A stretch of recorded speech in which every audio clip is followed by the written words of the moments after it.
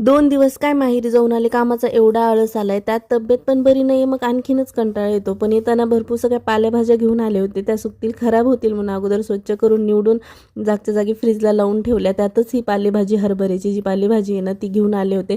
तर ही ताजी फ्रेश बनवली तरच टेस्टी होते, त्यामुळे अगोदर ही बनवून घेतली. एकदम सिंपल रेसिपी आहे. तेलामध्ये भरपूर सगळा ठेचलेला लसूण परतून घ्यायचा आणि हरभऱ्याची भाजी 2 मिनिट छान परतवायची.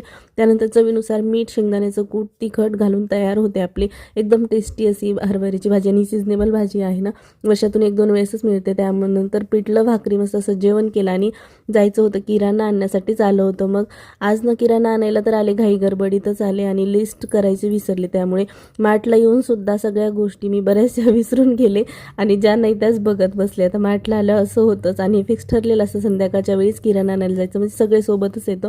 आणि त्यानंतर ही मस्त इस्कॉनची रथयात्रा चालली होती. आज व्हिडिओ तर सेंड करते, भेटत नेक्स्ट